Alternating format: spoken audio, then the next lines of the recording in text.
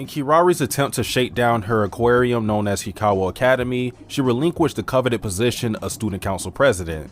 In this move, the new student council president will be chosen through a grand election in which all students will be involved, giving everyone a claim to the throne. Amongst some of the strongest candidates was none other than relatives of Kirari, Ririka, and Yumiko, the Momobami clan, consisting of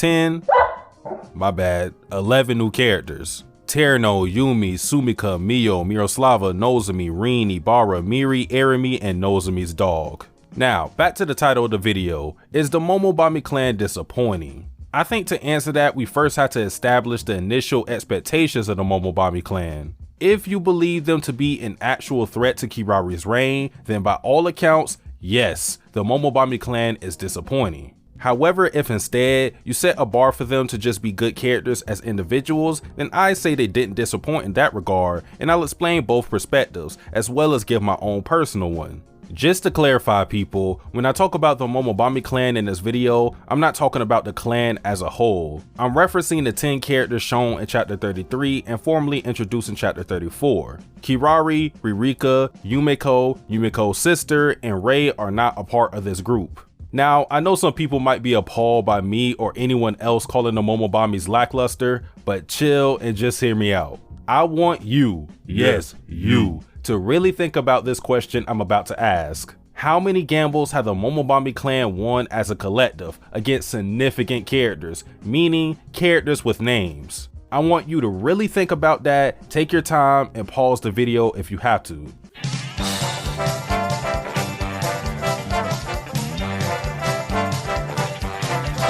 Alright, time's up. The answer is a total of 2 gambles. Yes, people, 2 gambles. 4 if you really want to stretch it.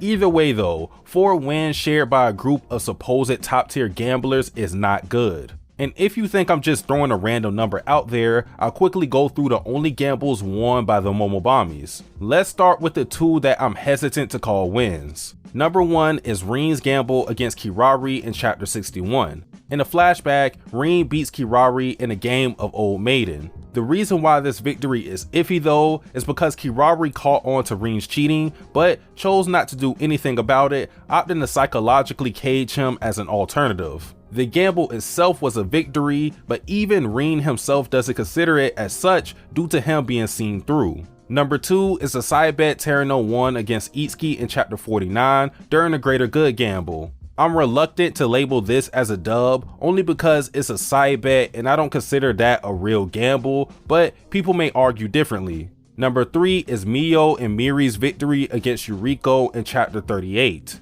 This gamble was off-screen with heavy implications that the victory was earned through foul play, but I consider it a legit win for the sisters. The last victory was won by Mio again in chapter 66, this time against Ibara, which again I consider a valid win. Now, you can check for yourself whether or not the Momobami clan has another victory that I did not name. Maybe I'm wrong, but if I'm not, then I'll say it again. Having 2 legit wins against relevant characters for a group as hyped up as the Momobami clan is not good. Even Ryoto Suzui, the guy that this fandom seems to hate with every fiber of their being, has 2 wins himself, and I don't need to explain how he's viewed as a gambler. As much as it pains me to say, as gamblers, the Momobamis were certified jobbers. A lot of them gambled just one time, lost, and were done gambling for the rest of the election.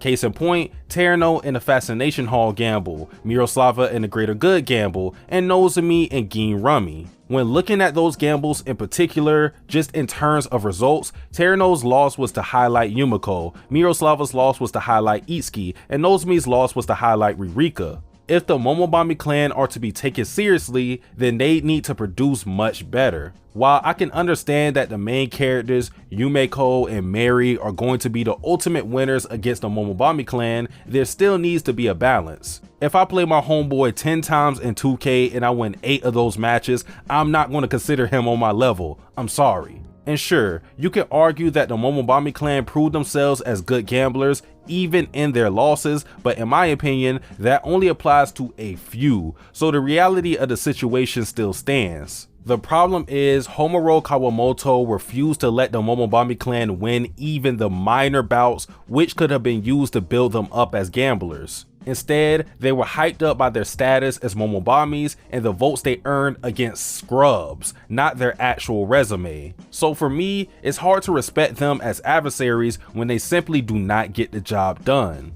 On the other side of the argument, if you were a person that anticipated the Momobami clan would hit as individual characters, then I think the promise was delivered. While I won't put on my church shoes and tie to give a sermon on why every Momobami clan member is great, I think overall their presence was felt in the story.